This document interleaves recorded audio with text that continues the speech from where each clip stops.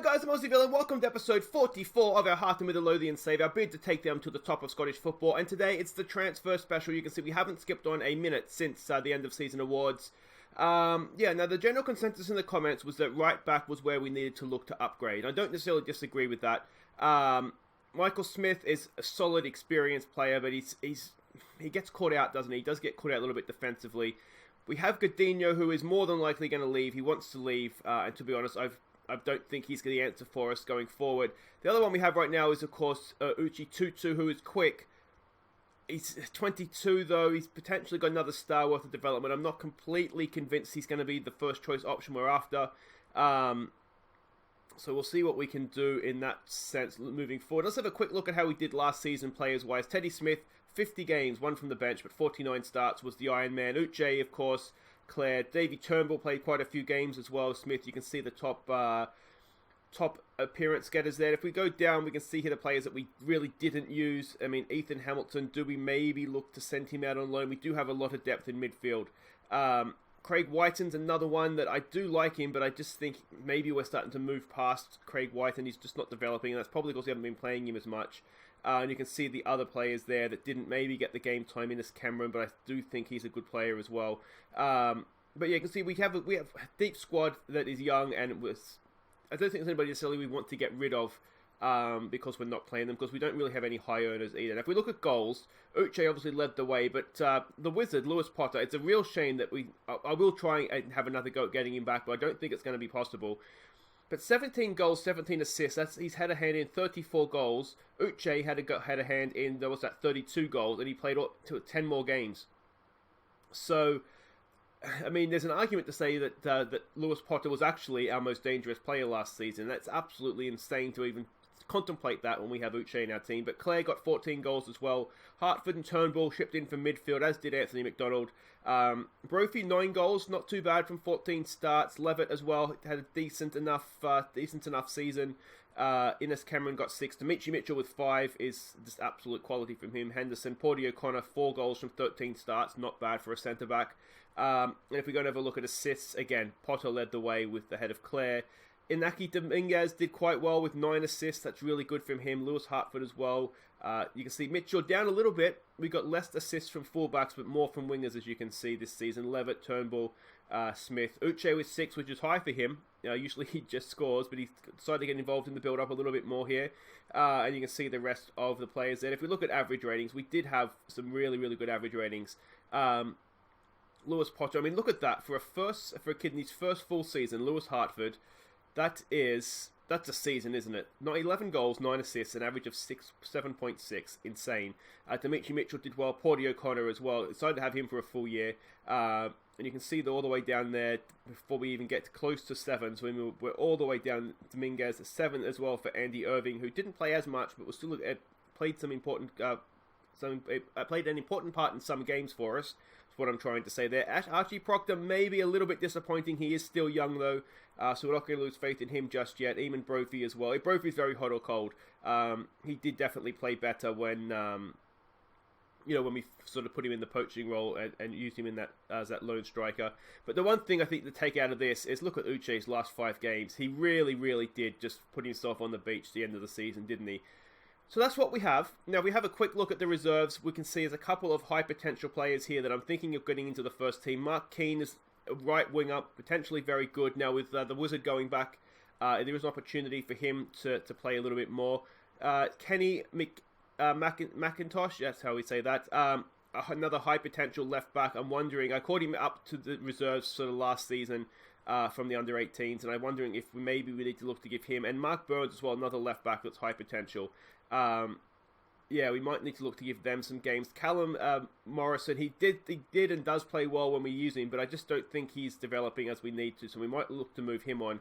And if we go to the under-18s, again, there's a few here. Kieran Lang, who we got just our last youth intake, only 16, but I'm wondering if he is potentially a third choice right back for us this year. He potentially, as you see, quite good. Robbie Taylor, another right winger as well. I'm not convinced. He's only 15, so he's got a little bit more time. I'm not convinced that he's going to quite make it for us. And is there anybody else here that's maybe... Is it this guy that's a decent striker? Fraser Sharp. again, is it someone that we'd look to call into the first team squad? The only thing he lacks really is like sort of concentration, decision making, but that's not that important for a striker. His composure's not bad. He's only 17, so again, another one we could look to call into the senior squad. So that's what we have. I think right back is probably a priority. We are going to lose the Wizard and Levitt from loan deals. Do we get Levitt back on $5,000 a week? That's a lot of money for someone in the attacking midfielder role, where we have Lewis Hartford, who probably should be first choice next season, and we also have Anthony McDonald, who's a very good player at this level as well, and potentially will only get better. So decisions to be made. We'll be back with a commercial summary and hopefully some transfers. Alright, so we have our commercial summary for the year. You can see new sponsorship deals. We had a continental competitor, a Europa League sponsor, basically worth $45,000, which is good. But sponsorship was up, hospitality was up quite significantly. Actually, was at $300,000. Matchday commercial revenues were up. Everything was up. Broadcast revenues up ever so slightly, and competition prize money way up. We almost made $7 million as opposed to sort of the 2.3. That's what European football can do, isn't it? Getting to that group stage was absolutely vital for that. Now the merchandise and the shirt sales, we sold just under $500,000, with just under to about 10% of that being non-domestic. We sold 7,332 shirts. I think 7,000 of those were Uche. No surprise, he is the number one. But Cochrane, came through the club, does a good job for us. Levitt, I don't think he's back next year. I had another look at loaning him $6,000 a week to get him back, and I'm just not convinced when we have Hartford to play the number 10 role, if that's what we want. I'm tempted to get him back in to play as a deep lying forward, but that's not his natural position, so I don't know what to do. I don't know what to do with that one. We'll see how that develops over the summer. But Herring, surprisingly, perhaps that one, and Sean Clare as well. Maybe not surprising, but maybe I always thought Coping. Maybe if there's going to be a defender, but Herring is very popular with the fans apparently. So that's the commercial summary. Hopefully, we'll come back now with some signings. We have some Scottish Premier League or Premiership awards. Uche was Player of the Year. Now, I'm pretty sure, we'll congratulate him on the award. I'm pretty sure he won that last year, didn't he? View Award. Yeah, he did win it. So back-to-back awards for Uche. Well-deserved that too, even though he took the last month of the season off. He was the Football Writers Player of the Year as well, ahead of two Celtic players. That's good to see. He didn't get top goal scorer, 27 goals to 19 in the league. So he was quite a ways off there, to be honest. But yeah, that Morales it was absolutely just ruthless. Ruthless. Lewis Potter, the Wizard, got Young Player of the Year, and that is very, very well deserved. As I said at the start, there's an argument to say he is was our most deadly player, because he had to hand in more goals than Uche did over the course of the year, so he wins the Riders Young Player of the Year as well. And Player of the Season, just Uche, and I think that is really harsh on Lewis Potter, if no one else. You'd expect it to be sort of Celtic dominated. The Wizards were up against the Ox, so maybe that makes a bit of sense there. But there we go. That is the awards for the Scottish League. Nice to get a little bit of a few mentions in there. And we actually got quite a few awards, didn't we? Really. Let's go with we cleaned up the Scottish Football League awards. Look, Dimitri Mitchell, I don't understand why you don't get more votes in Fans Player of the Year either, mate. I don't know what to tell you. I don't vote. 1 second, mate. I've got a call coming in. Hello. Speaking. Dennis who, sorry? Dennis Bergkamp. Yeah, the name sounds familiar. You used to be a footballer, I think, right? Yeah. You interested in joining our coaching staff? Well, mate, look, we'd love to have you. We are just a little bit full up on the coaching scene right now. I'll tell you what. Let me speak to the board, and we'll see if we can squeeze you in. All right, mate. All right, sounds good. All right, speak to you soon. And there we have it. Dennis Bergkamp is a Hearts, a coach, but he's still a Hearts. We can't really say player. He's He's employed by Hearts. But really, I've gone really big on coaches this summer. Now it's not really often that you come back and breaking news that you've signed a coach, but I've really put some attention into this, and our coaching staff is looking a lot stronger. We've upgraded a couple of positions here. The fitness coach, we've got two really good fitness coaches in now, so there's no excuse for us not being fit.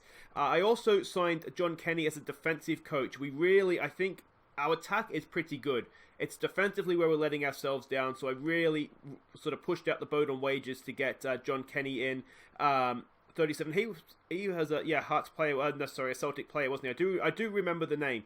But he's a really, really good coach. You can see he's really pushed us up a level there. And then, of course, Bergkamp, attacking technical. He's a really good coach as well. So that's, what is that? The sort of crossing, finishing, long shot. So I think that'll benefit us as well. I mean, it doesn't really matter. A good coach is a good coach. So you can see here sort of the star ratings across the bottom. Really, really looking a lot stronger. The next one to upgrade is probably defensive, technical. We do have Gordon Forrest in that position. I wonder if maybe we look to see if we can get someone stronger and just sort of show him the door. He has 2 years left in his contract, though, so it'll be a little bit of a payout. But, yeah, there we go. So, coaching staff is looking good. Now for the players. All right, a few new contracts to announce here. So, Kenny McIntosh, that's of course a really good young left back, has signed a new deal at the club. Andy Irving as well, his contract was up at the end of next season, so he's extended as well. He's a good squad player for us. Godinho's could be leaving. Connor Smith has signed a new contract as well. It says he's only a potential 3-star player, but I think he's still quite good. So we've extended him as well. Herring is staying. His contract was up. I wasn't sure if I wanted to keep him or not. But we've signed him. It's about £500 a week more, so that's not too bad. Ward, one of our youngsters, is staying as well. Again, I'm not convinced. His contract was up at the end of this coming season. Still not convinced whether he's going to make it or not. So I figured we'll sign him to a new deal and we can figure that out later. Fitzgerald, our young centre-back, who I thought did really, really well last season when he came in. Again, his contract was up at the end of this coming season, so we've signed him to a new deal. And Henderson as well. Ewan Henderson has signed a long-term contract at the club. He's potentially a very good player. And left side is a position we do kind of struggle in a little bit. With Claire's sort of the only main one we have there right now. He can play as a striker as well. So again, we've signed him to a longer term deal. Contracts in Scotland have expired. The rest of Europe they expired, so that we're in June 5th. So they've still got a little ways to go here. Only other news, we got offered an interview for the Norwich City job. Obviously, we turned that down. Finances are looking good. We're ready to go. We're just waiting pretty much for English contracts to expire before we can go in and sort of see if we can snap up on a free transfer. We can't really do much in the loan market yet either because the transfer window is still closed, obviously. So, bit of a holding pattern, but coaches are done. Contract renewals are done. Now we just need to make some signings. This is potentially significant news. Scotland's moved up 7 places to 10th in the European Nation Coefficients table, which means as of next season, the champions will go straight into the group stage, but which would be amazing for us if we could manage to win it. But almost more significantly is that second in the league, I'm assuming that will be not the cup winners, but they'll go straight into the group stage of the Europa League. So if we finish in the top 2 in the league next season, as we have the last 2 years, we'll be straight into a group stage of one of the cup competitions in Europe, which is obviously big money, sort of risk-free. You don't have to worry about qualifying. So that is really, really huge news. And if we can win the league this year, we will be in the money big time.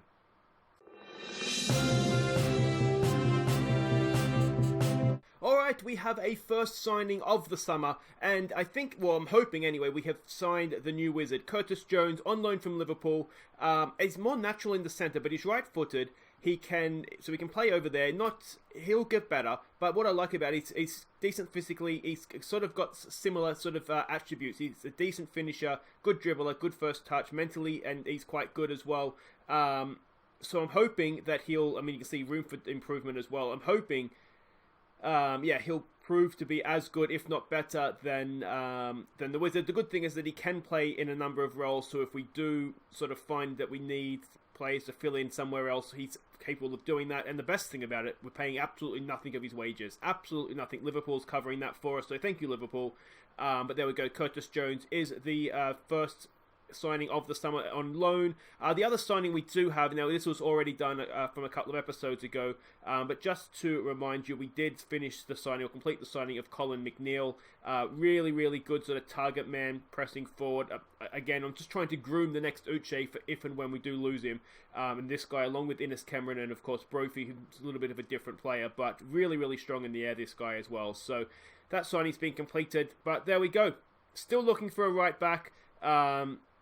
And if you want to hear the hard luck story of the summer so far, I'll show you the hard luck story of the summer so far. I thought our affiliate club link up with Marseille was finally going to come off for us. Affiliates, where do we do this? There's a better way to do this, but I can't figure out where it is right now, so we're here now. And we had signed on loan an absolute gem of a player. We had signed... Here he is here. Rayan Jolie on loan. Done, sealed, delivered. I don't think we're paying anything of his wages, but because of the Brexit rules, he wasn't making enough money to get a work permit, so it was declined. He wasn't allowed to join, but he would have been absolutely perfect in this defensive midfielder role I want to play for Europe, and when we play, or certainly Celtic, but possibly Rangers as well. Absolute physical beast. Mentally, he's right there. He would have been an absolute star for us, and we couldn't get it done. I'm still tempted to go back in and sign him and just pay him $8,000 a week to get him across the line on the work permit front. But there are so many good foreign players that we're looking at right now, but we don't have the $8,000. We maybe could pay $8,000 a week, but I don't want to do it unless it's a really, really special player, and I don't think a defensive midfielder constitutes a really, really special player. The other thing we have started to have to do is pay back the loan for the expansion of the stadium. So we're paying $60,000 for the next 10 years, $60,000 a month for the next 10 years. So that's, I mean, it'll probably just work out. We'll probably break even, won't we? Really on, on if we get an extra we might get more than $60,000 a month in for the extra 3,000 seats. I haven't worked it out yet, but we'll figure it out as we go. Anyway, first signing of the summer, Curtis Jones.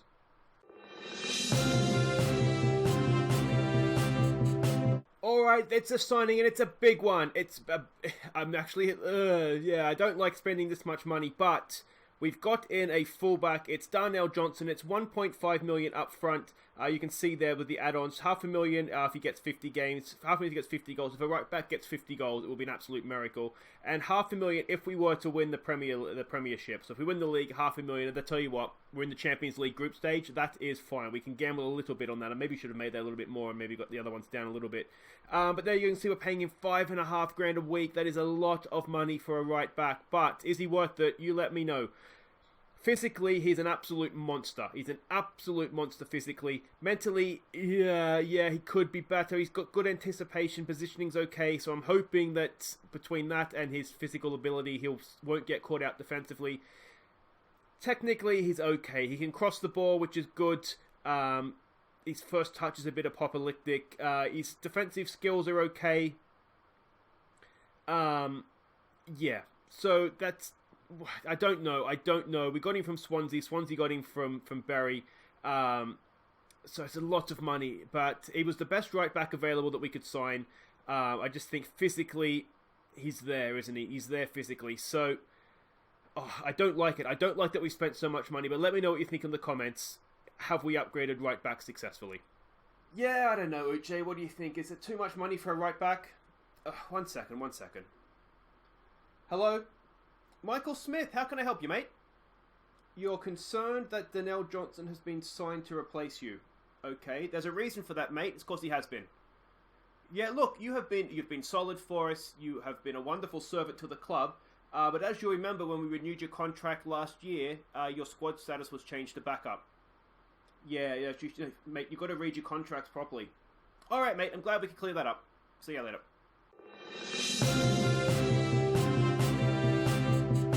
We have another signing to announce, another player on loan. This one is Ryan Glover, no relation to Denny, I don't think, because this guy is English, and of course our old goalkeeper was Australian. But you can see, as I said, on loan, we're not paying any monthly fee, £900 a week if he plays, $1,800 if he doesn't. Have a quick look at him. My thoughts on this guy now, we can end the loan. It's another wing, another wide player. You can see good pacey player, good dribbling, crossing and finishing is okay.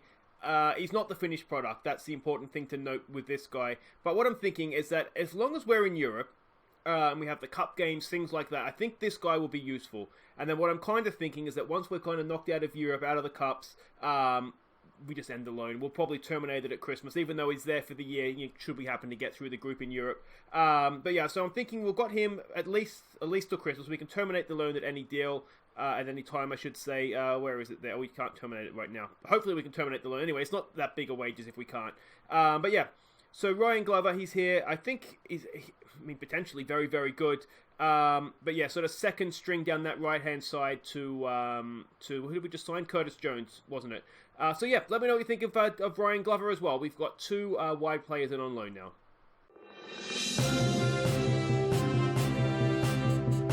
Alright, we have another signing to announce. Liam Smalley this time, another player on loan. And this is basically our DM. You can see he can play the role quite well in a number of different positions, sort of roles in that position, I should say. But physically quite good. Mentally, it's not too bad. I mean, we're not going to get a finished product sort of at our level, unfortunately. But on loan from Watford, you can see £725 a week. I think he will do a good job. He can always fill in at centre-back if we need him to as well, which is good. We don't really need him to push up any further than that. What I really wanted just a natural in this DM position, and we've got that. And I'm relatively happy with who we've got as well. Now, one small issue that we have, you will see that Inaki Dominguez is unhappy again. That's because all the big Spanish clubs are coming in for him once again. So yeah, that is a small problem. We're not going to give in, just like we didn't give in last time. He recovered fine last time. He's on a 4-year contract now, so he's got absolutely no wiggle room whatsoever. But yeah, when Barcelona came in, I said that 10 million, 50% of the sell-on fee, and they didn't want to do it. They won't go past sort of 2.5 million. So I mean, that's still good money for us for an 18-year-old that's worth 76,000. But we know, don't we, that he's worth more than that. Let me know what you think in the comments what he's worth to us right now to sell on. But yeah, I just think that we need him, and I'm not going to sell him unless we really have no option to do that. So there we go. Smalley in, Dominguez trying to work his way out. Alright, we are almost at the start of the season. Our first game of the Scottish League season, away to Celtic. What could possibly go wrong there? It's not the ideal first fixture, but it is what it is. Maybe we'll get an early crack at them and be able to knock them off their perch nice and early. Now, before we have a look at how the transfer window sort of leaves us here before the season starts, let's have a look. We have the third round draw for the Europa League. Now, there's a round after this. Now, what I didn't like here was the teams we could be drawn against, Borussia Mönchengladbach. That makes me nervous. That would not be the ideal draw. Now, I don't really understand the automatic draw. There's 89 teams in it. We're just going to go draw all teams and see what happens. Who do we get? It's Mönchengladbach. It is Dynamo Brest or Mönchengladbach. Ouch. Ouch, ouch, ouch. This is why we want to go straight into the group stage, isn't it? I mean, maybe Dynamo Brest will win. Maybe. That's not ideal. Yeah, that actually is really bad. We'll see what we can do. We're away from home first. If we can get out of there with our lives, maybe something could happen. But that is not what we wanted. But there it is. It's done now. There's not much we can do about it. Let's have a quick update then of how the transfer window leaves. Obviously, the window isn't closed yet. We still have about a month to go. But this is where we're at. Considine is the only player so far that has left. He left on his contract was up anyway. He basically left on a free. He served his purpose. He served us well while he was here, but he takes off for now. Signings in Colin McNeil. We said we signed this guy. He's a really, really good, promising striker. You can never have too many promising young players at the club, and this is another one of those. So 40,000 up front, potentially rising to 120. First of our loan moves was Curtis Jones from Liverpool. We're not paying any of his wages, so there's literally nothing can go wrong with this. So he's sort of one of the options to replace the Wizard. Let me know what you think. I think he's going to do okay. He's not a natural wide player, but I think he'll do fine.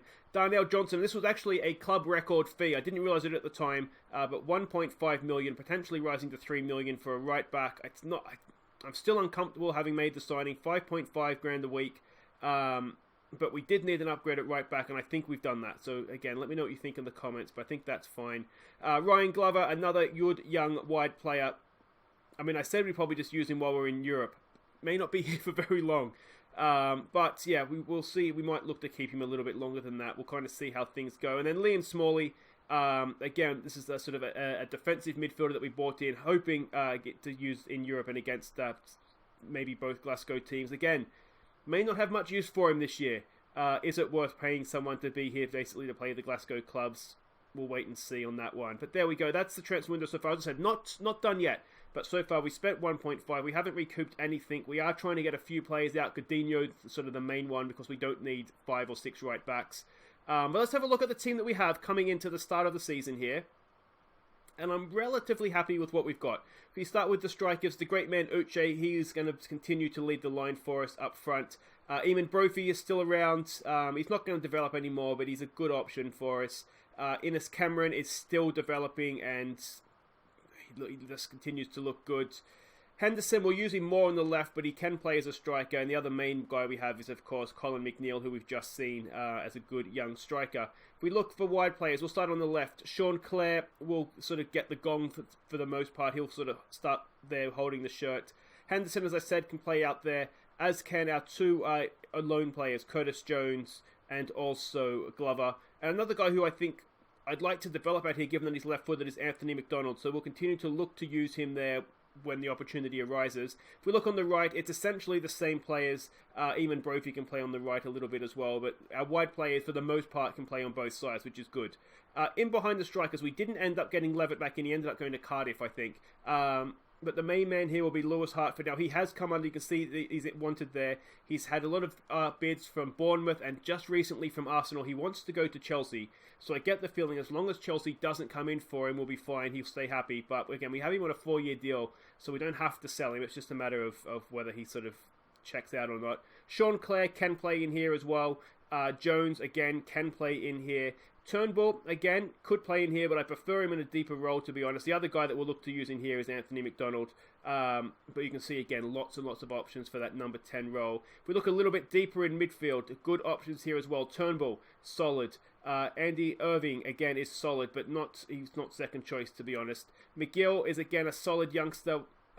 His contract's up at the end of this year. I'm thinking we might just try and cash in on him, but we'll see how we go on that front. Ethan Hamilton is a decent young midfielder as well, and Smalley as well can play there, though we will look to use him more in this DM role.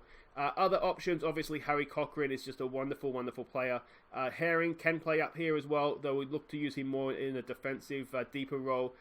Dominguez, if he stays, he's still got the interest from Spain, but if he stays, we know his quality. Hickey as well, we know is absolute quality, and Hartford can play deeper, but ideally will play higher up.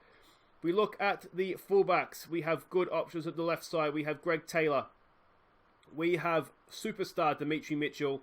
And we also have youngster Kenny McIntosh in the first team squad. And he's given him a taste in pre-season and he's done okay. Pre-season's gone really surprisingly well, actually. So I'm happy with how that's gone. If we look on the right side, obviously Darnell Johnson will be first choice. Michael Smith, he was unhappy at being replaced, but he is a backup player. So he really has no need to complain. I think he might be a good one for the bench, maybe if we need to close down the game. He's just a solid player still, but yeah, not really first choice. Usi Tutu, a good option. We need him to develop a little bit, but I think he'll sort of be second choice as a starter. And then Godinho, who are looking to move on because we obviously don't need that many right backs. And the youngster we've called into the senior squad as well, Kieran Lang. Developing really, really quickly and I think could do quite well for us. And then the goalkeepers, we have the same three good options. Teddy Smith will sort of get the number 1 shirt to start with. Connor Hazard, who we signed last year at the January window to replace Glover, who left. And then, of course, Harry Stone, who's come through the system. We might look to loan him out. He's 19. He needs to be developing a little bit quicker. I think maybe some first-team football would help with that.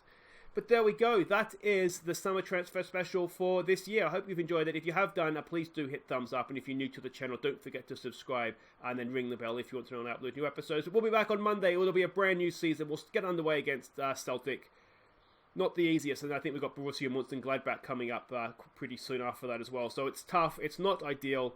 Hopefully, I just hope we get past Mönchengladbach. It really is the nightmare draw, isn't it, guys? But until then, I've been Aussie Bill. Thank you so much for watching.